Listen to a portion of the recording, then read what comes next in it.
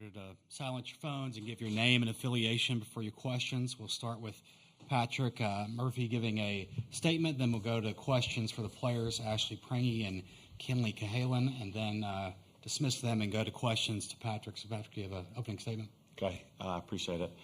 Just, they came up with some really big hits, and I think one of the key stories was our opportunity in the first inning, and we didn't cash in.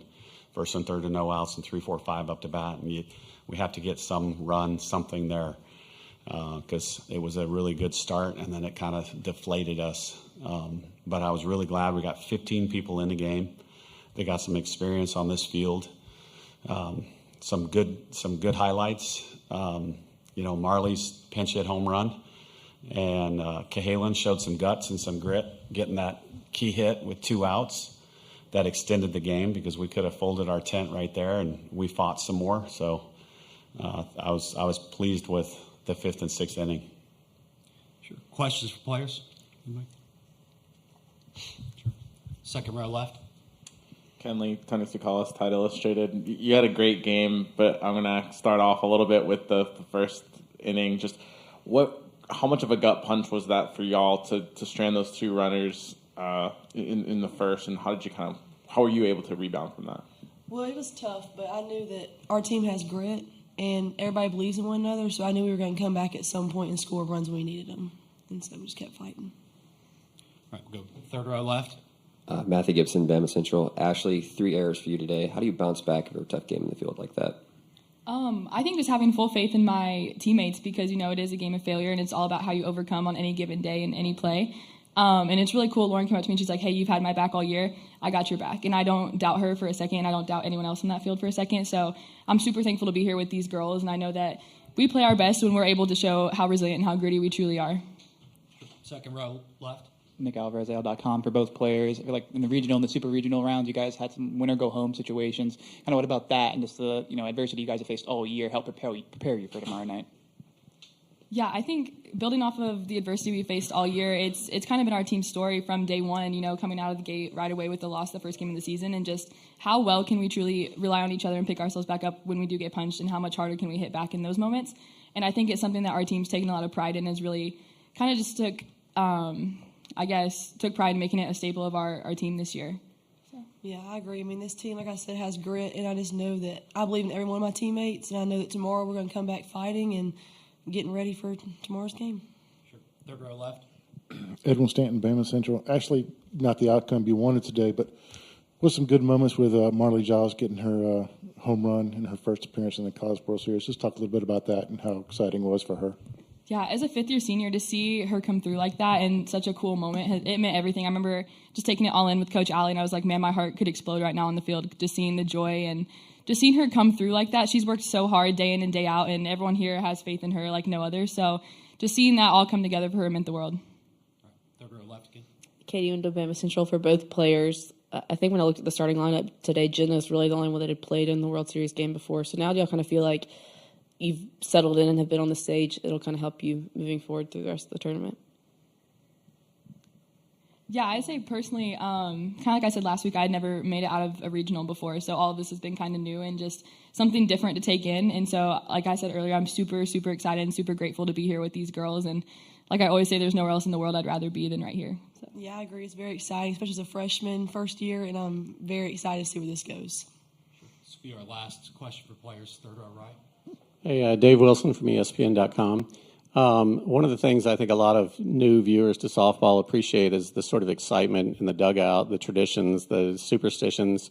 What does that add to the game for you? Like on a big stage like this, does it sort of bring a sense of normalcy with you? And what are your favorite ones? It does. Our energy is very key when we're out there. We all know that. We've done that since day one. We have leaders in the dugout called the Wolf Pack.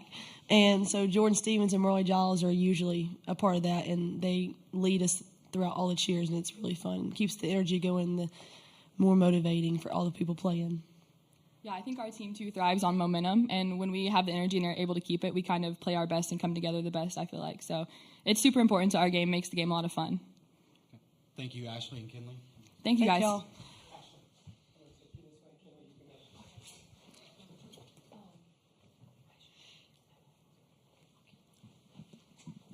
questions for Patrick. Second row left. Pat, Jayla came in and I think had only given up 2 runs over 30 innings in the NCAA tournament so far.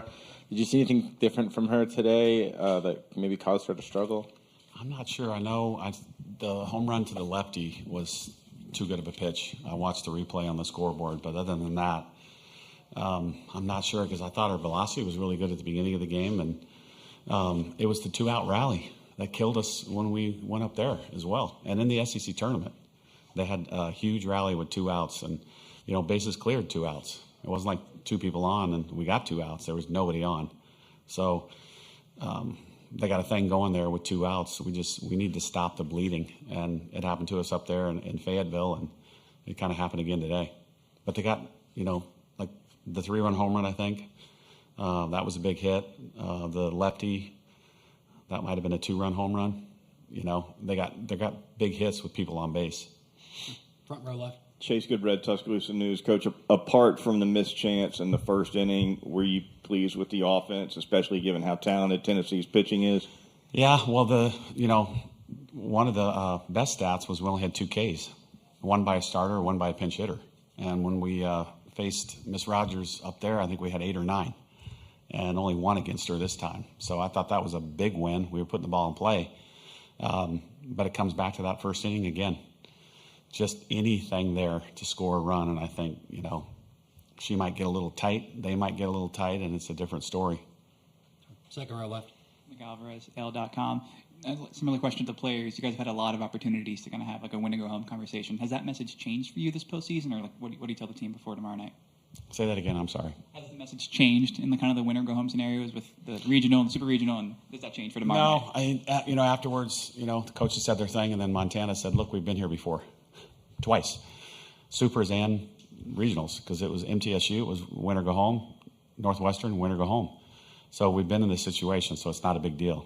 So it shouldn't be like this nervous, that's probably the way it has been written for this team, to make it the hard way. So we have to play better defense. We have to get a good start from a starter. And then obviously the third thing is the key hit, and we need to do that early. Sure. Third row left. So I thought our at-bats got better as it came along,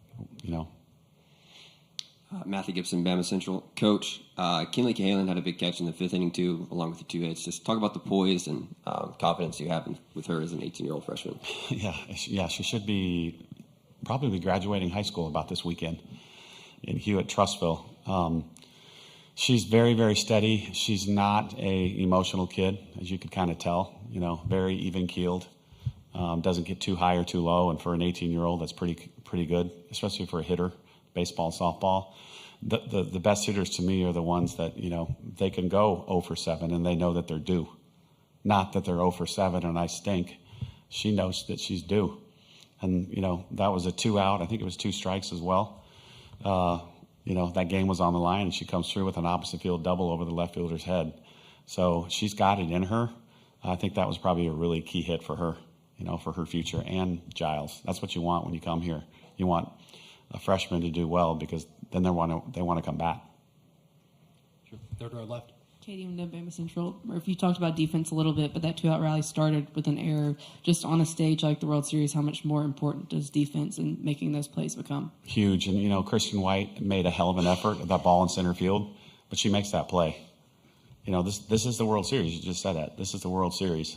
You cannot give somebody 27 outs in the game. You can't give them extra outs. 24, sorry. It seemed double to me. You can't give extra outs.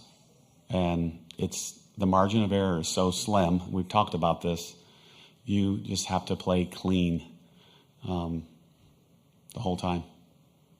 Sure. Second to last, right here on the left. Yeah, as the game progressed, did it become like the plan to save Montana for tomorrow? Yeah. And then is she available? Like, what's her status? Yeah, she was fine. But to me, it's like either tied within a run or a lead. So I'm not sure what's going to happen tomorrow, but today that would have been the deal. Last question right here. I was speaking with Kayla earlier today, and she says when playing for you, it's just you don't feel pressure in those big moments. How do you create that relationship with players to get them to be so comfortable in kind of those huge moments where they just feel like they're playing a game? You have to get them to realize and believe that it's person first, athlete second. Everything we do. So it doesn't matter if they go 0 for 4 or 4 for 4. I'm still going to love them.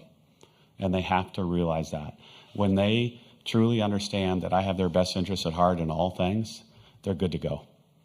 They're not worrying about if they fail. They're not worrying about if they strike out. They can look down to first base and third base and look at both Allison and myself and say, they're good with me whatever I do here.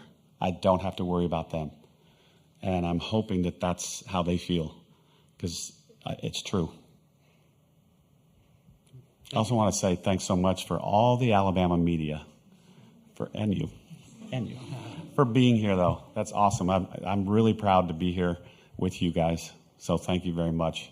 And Jill, I appreciate you representing the SEC as well. Thank you, Patrick. Yep. We'll see you tomorrow.